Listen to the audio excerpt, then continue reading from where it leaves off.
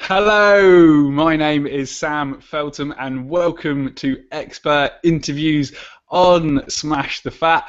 With me this evening is Professor of Exercise and Sports Science at the University of Cape Town. You all know him, it's Tim Noakes. How are you doing, Tim? Much better for seeing you, Sam, and for being on your show again. Thank you so much. I really Absolutely. appreciate it. Oh, no worries, too. It's always a pleasure to have you on. You bring a smile to my face. We had you on, as you mentioned there, about nine months ago, where we were talking about challenging beliefs. And a lot has kind of happened over the past 9 months since you came out with your revolutionary book, The Real Meal Revolution. So just give us a bit of an introduction about what's been going on with that and what's been happening in South Africa when it comes to low carb, high fat. Indeed, Sam. What happened on July the 6th, 2013, two chefs and a nutritionist came to me and they said, let's put together a book on low carb eating. And they said, the problem is we've only got 4 weeks to write the book and It's always good to get have a it out. deadline. Always good to have a deadline. So, so we, and because we wanted to get it out by December for Christmas, obviously. So we sat down, and after 4 weeks, I had done most of it, but I wasn't quite happy. I said, give me another 2 weeks. And after 6 weeks, we had done it, all the text, and then they had to go and shoot pictures of 100 recipes.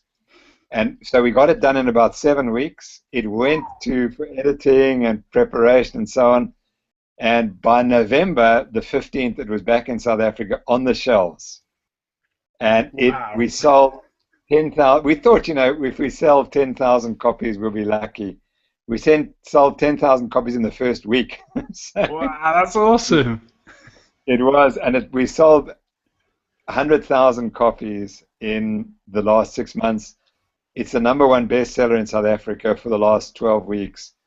It is completely revolutionizing the food consumption patterns of South Africans. And it has become the major talking point in South Africa. So if you're following what's happening in the social media in South Africa at the moment, only two things that are happening: the real meal revolution and the Oscar Pistorius, the tragic Oscar Pistorius case. So Yeah. that's it. And it's just These are become, the two dinner time talking points.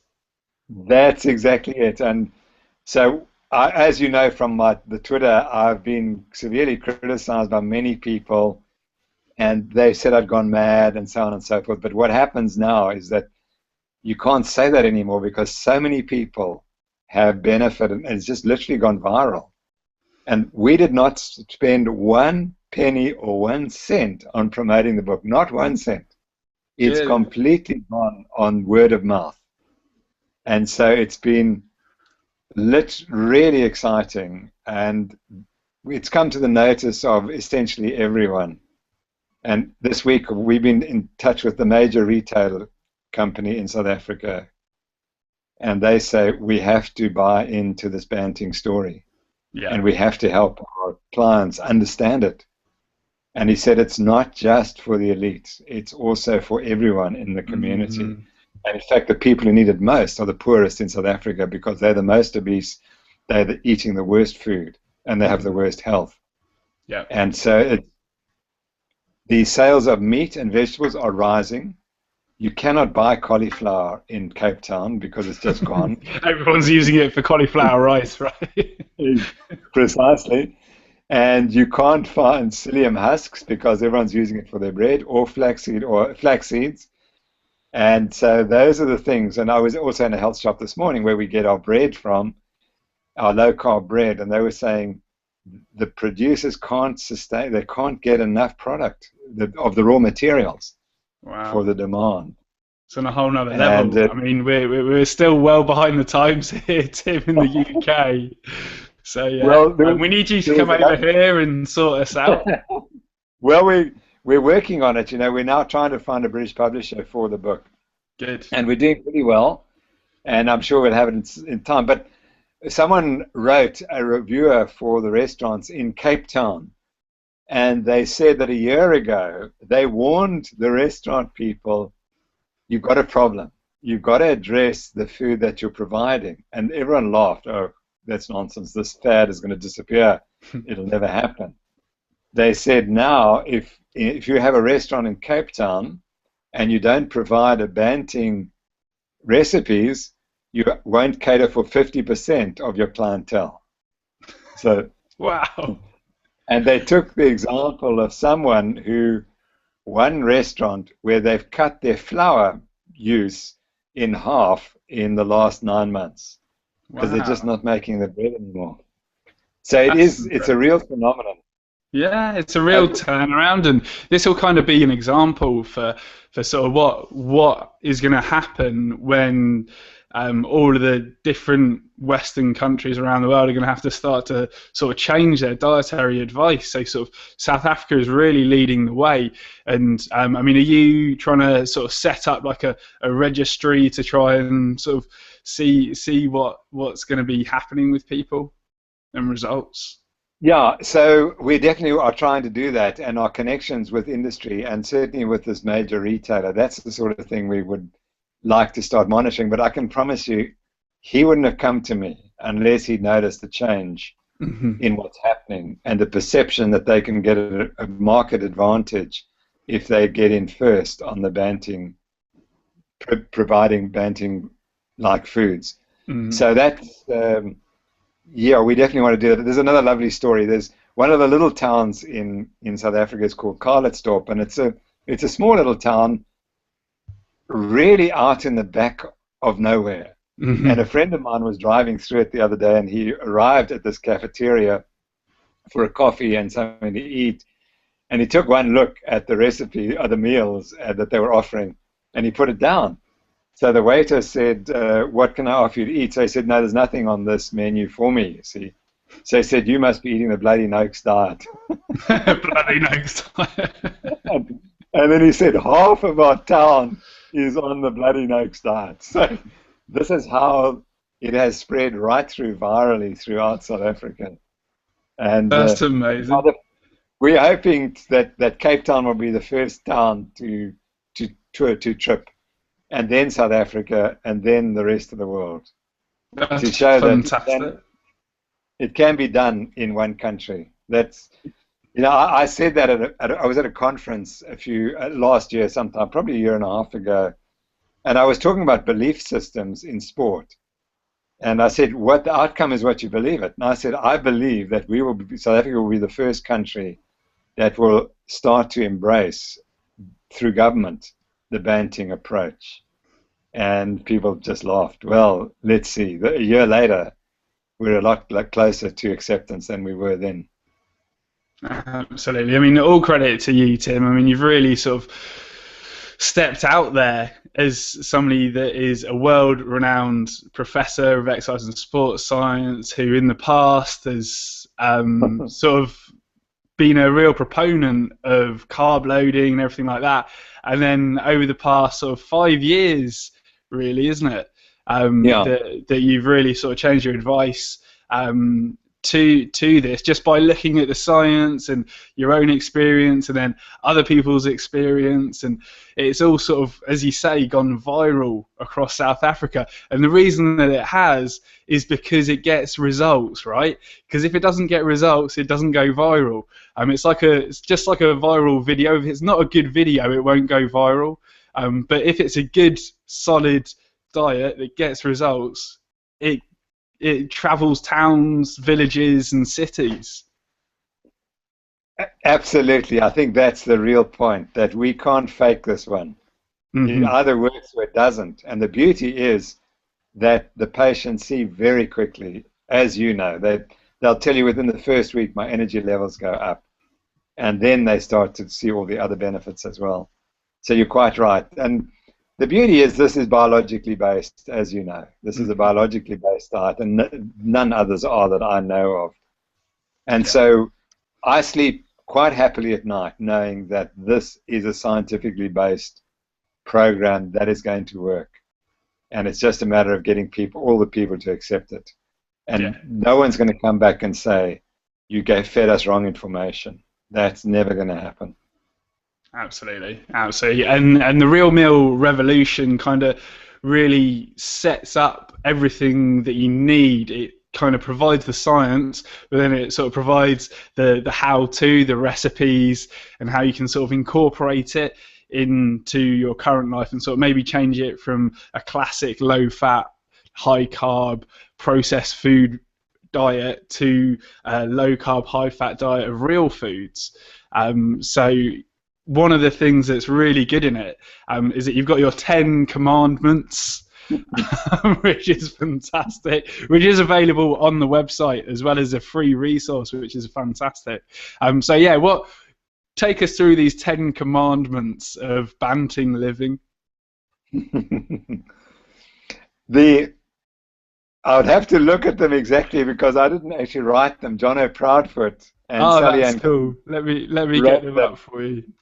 Yeah, I think we need to get them. They obviously would be what we know they are. But the first one, and the absolute one, is you must cut your carbohydrate consumption to, in my view, between 25 and 200 grams of carbohydrate a day. And that's, the more sick you are, in other words, the more insulin resistant you are, you need to go down to 25 grams. And if you've got the metabolic syndrome, diabetes, hypertension, obesity, heart disease, you may not eat more than 25 grams of carbohydrate a day. Mm-hmm. But if you're an athlete, even an elite athlete, you can cope with 200 grams, but you do not need more. I see very little evidence for any biological reason to need more than 200 grams of carbohydrate a day. Mm-hmm. So I think that, to me, is the most important, and it's the one we try to stress.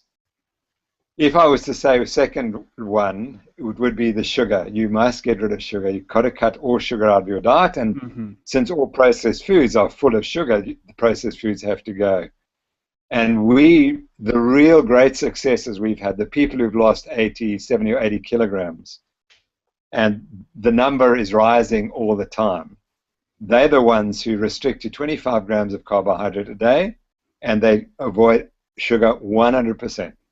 Because a sugar addiction is such a central component to morbid obesity.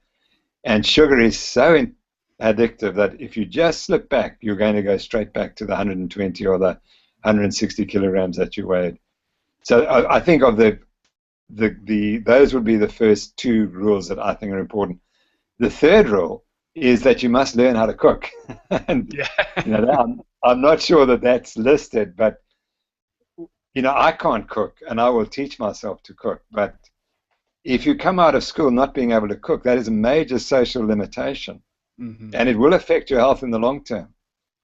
So those are three things that I'd like to mention, but you might have others that we can discuss. Yeah, absolutely. And on that, actually, Jamie Oliver's kind of doing a good job on trying to get kids to cook. But he had his food revolution day the other week, and I kind of challenged him on some of his food choices and some of his promotion of low and no fat yogurt, sort of saying that obviously we need these essential fatty acids, and especially for children as well. It's very important that this generation doesn't kind of grow up believing that low and no fat food products are healthy, because as we both know, they're not. Just trying to get him on board with that, because obviously Jamie Oliver has a lot of sort of play over here. It's kind of important, I think. But I'll get through to him eventually. Yeah, exactly. He has to realize that there is this thing called insulin resistance, apart from anything else. And that if the children are fat already at the ages of 5 or 15, 5 to 15, they're the ones who are likely to be the most insulin resistant. And they've got to eat fat. They can't eat low fat diets, as you obviously know, as everyone knows. But he hasn't got that message yet. And I think we've got to get it into his head. So he's done a huge amount of good, but he could do even more better if he would understand the biology of obesity and of health.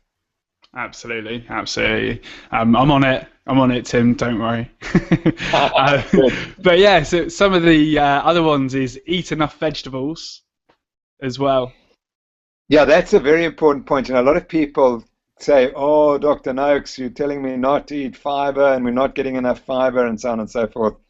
And that's not true. This is not a low fiber diet. You can eat as much fiber as you like, Hmm. as long as you take it from leafy vegetables and nuts. Those would be probably the two major sources of fiber. So it is not a low fiber diet. When we came out with the diet, people looked, where were the faults? They didn't look at, say, gee, this is why it's such a good diet. They said, this is why it's such a bad diet. Hmm. And what's really interesting is now I get a letter every day from a dietitian, and a typical example was the lady wrote to me and she said, I was taught to despise you.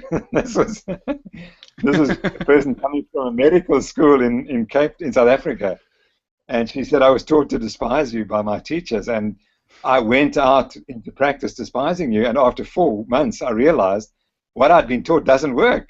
And I started then looking at what you said, and I started applying it, and suddenly it worked. The patients got better. And she said, it's terrible. I want my money back from my university because they taught me wrong. And that's what's going to happen. Hmm. It's hugely difficult. If you have no option, you've only got the one option to teach people, to treat people, and that's all you know. Yep. Another lady wrote to me 2 days ago, and she said, I've lost confidence. I don't know what to tell people anymore. And that's really challenging and difficult. It is. It's really challenging, and it's going to be a really rocky road to sort of implement all of all of this, sort of not just through the Mm. public, but through all the universities as well that have been teaching for the past 50 years that high-fat diets cause heart disease and things like that. And we've actually got a question on Facebook from Larry Diamond from Texas, who asks, are lawsuits needed for medical associations and non-profits to stop giving nutrition advice that is clearly not only failing to work but harming people as well? Well, hi, Larry. Thank you for all the stuff you put on Twitter. I really appreciate it. And congratulations on your weight loss. I know you did a fantastic job. But in fact, I was just about to raise that question because I got a letter the other day saying exactly that point, Wow. saying, when is litigation going to start? Mm-hmm. Because there's so much good evidence for what we're saying is being correct, and it's being ignored. It's not being taught at the medical schools. And just by the way, this is another analogy that I often teach now, is I say, if the real meal revolution and Oscar Pistorius are the two big stories in South Africa, what are the analogies between the two? And there is a very strong analogy.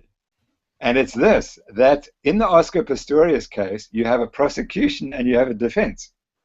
Now imagine if law came along and said, we don't want prosecution anymore. We just want the defense. We know Oscar's innocent. Yeah. So we're not going to have a prosecution. So anyone who's giving the prosecution advice is not allowed in the court. And in fact, we're going to demonize them. We're going to say that they're bad people, saying the wrong things. Would that ever happen in law? No. Does it happen in medicine? Every day it happens. And that's how far we've slipped. Tragically, we've slipped.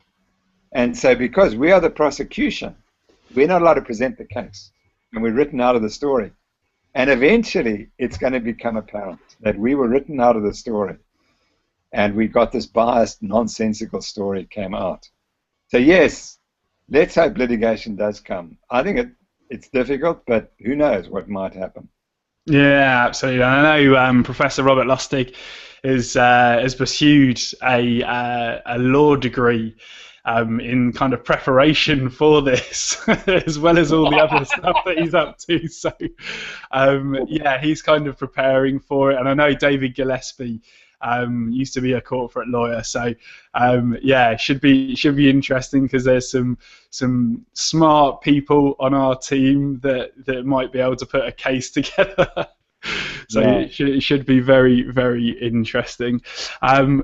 Now, with the Real Meal Revolution, unfortunately, it's just available in South Africa in print, but there is an ebook available, which people can buy by going to smashthefat.com/real meal revolution. If you're not in South Africa, you can download the ebook there. And also, you do have a cracking website there, realmealrevolution.com, which is, as I mentioned earlier, got some great resources on there.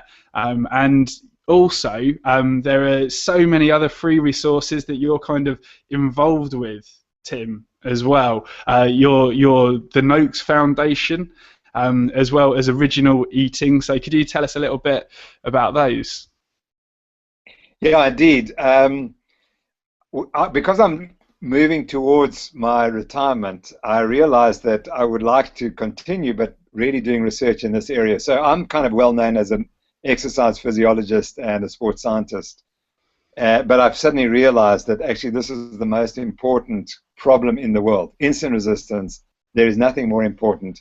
And there's really nothing more important than nutrition for chronic health and or chronic ill health, as the opposite. So I decided we had to find a way to try and raise funds to do the research, because the funding for low-carb research is pathetic. It's all biased the other way. So we came up with the idea of forming the Noakes Foundation, which would then raise money, and specifically for looking at insulin resistance. And Original Eating was going to be the connector to try to get a message out. Also, the whole low-carb story and what I've been saying and doing, providing material for people who want to follow this way of life, but also to find some way that we can also raise some funds. So those have been the two initiatives that we've started in the last few months. The problem was Real Meal Revolution came along, which hadn't been planned, and all of a sudden became a brand by itself. So I'm kind of split between all these different brands, and we're trying to resolve that problem. The beauty is that the royalty stream from Real Meal Revolution is helping the foundation get off its feet. Brilliant. And already being able to fund some work. So that's exciting. But, you know, there is so much science to be done that every day I'm approached by people wanting to do more research. So there's no lack of research opportunities and people who want to do it, and all clever, important people. And I think that's what you mentioned. You know, this movement has got some of the cleverest people in the world involved in it. Yeah. You measured David Gillespie, you measured Robert Lustig. Lustig's a giant, and he's such a brave man. And he's so funny when he talks. And he succinctly summarizes everything in one sentence. And the poor old person interviewing him just stops because there's nothing more that can be said about the topic. And we've got Peter Attier and Gary Taubes. And I just laugh when I see these stupid people saying we're all wrong, and then we compare it to the intellect that is in this movement. It's just astonishing. It really is. It really is. I was speaking to Nina Teicholz yesterday, the author of The Big Fat Surprise, and she was just sort of saying how crazy this whole situation is. You know, the science is pretty much there to support what we're saying, and we'd like to do some further research to make it even more black and white. But there's more research supporting low carb than there is, say, low fat or anything like that. So I don't understand. You know, I had a lovely experience 2 weeks ago at the Franschhoek Literary Festival, which is the biggest literary festival in South Africa. And I got to debate my former guy who got me into science, Lionel Opie, he's my father. I mean, he's a father figure, and we love each other. And that's when I introduced the talk. I said, you know, how can we have a debate? We love each other too much. And so anyway, we had this debate, and he kept saying there's no evidence. And here's the guy who knows the evidence, but because he's been so trained in conventional medicine, he doesn't read outside the conventional stuff. And he says, well, why do I need to read outside the New England Journal of Medicine? And that's the traditionally trained doctors believe that. And so that's why he doesn't know Jeff Volek's work. And he wouldn't read Nina Teicholz's book, or he hasn't read Gary Taubes' book. And the reality is, if you haven't read those books, you can't really debate nutrition in any reasonable way. No. So the fact is, exactly as you say, we don't have to do one more experiment to prove the value of the low carbohydrate diet. We could refine it and do more different studies, but you're not going to find stuff that Jeff Volek hasn't already found. But no one reads Jeff Volek because he's published in Diabetes Care or whatever, and not in the New England Journal of Medicine. But he's never going to get in the New England Journal of Medicine because of all the conflicting industrial concerns, and that's why we can't address it. And I'm dying to read Nina's book. I've had it on order, but it hasn't yet arrived. I think it's coming in a week or two's time.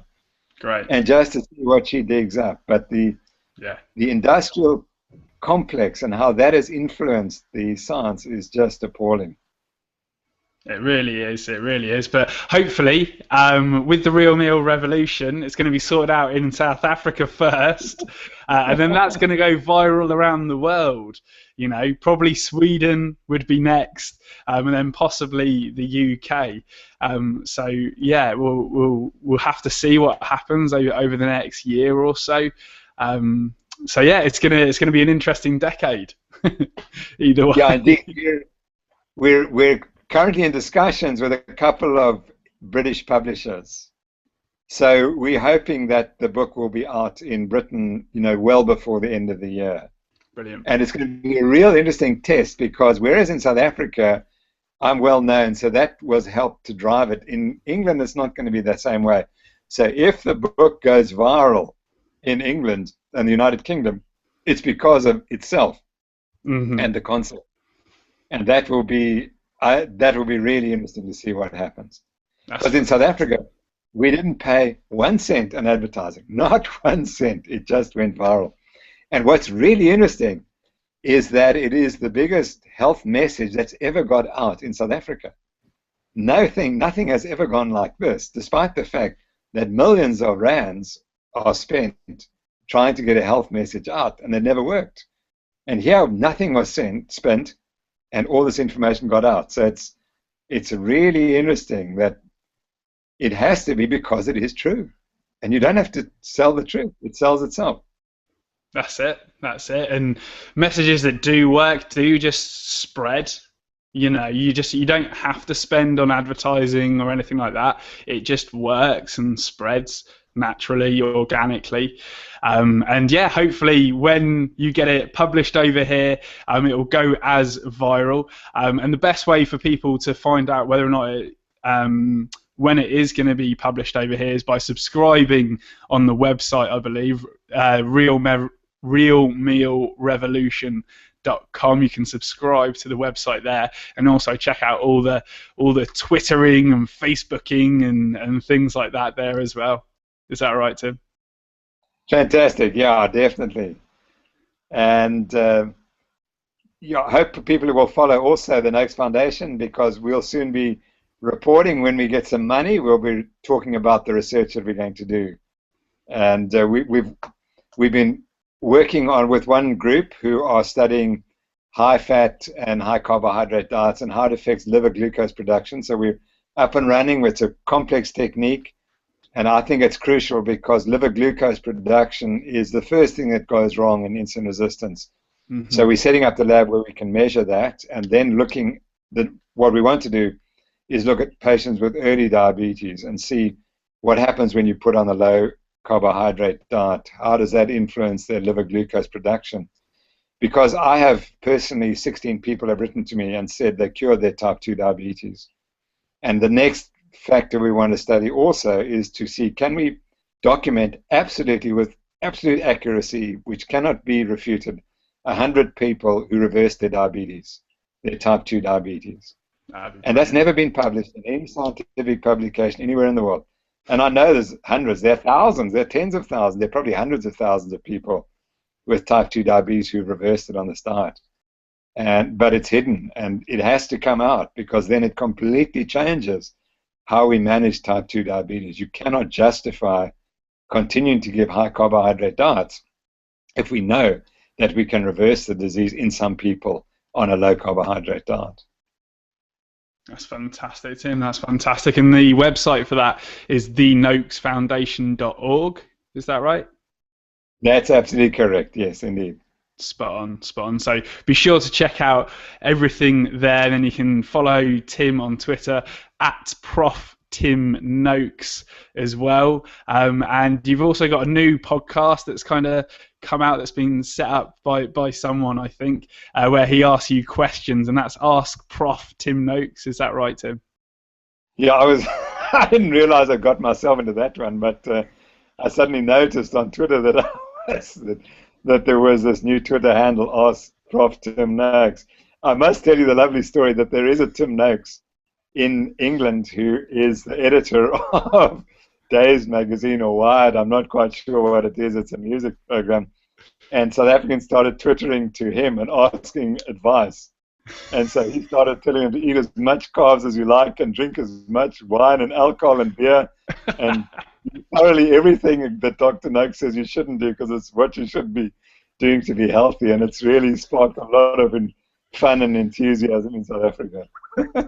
So please don't write at Tim Noakes. It's at Prof Tim Noakes, or else you're going to have a man in England who's had a heart attack.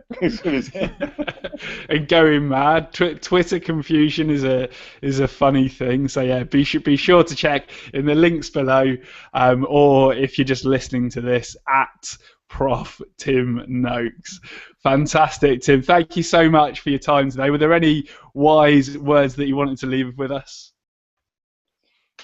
That we are in the revolution is taking off, and it's going to happen, and we're all going to be changed in due course and back to the way we should be eating.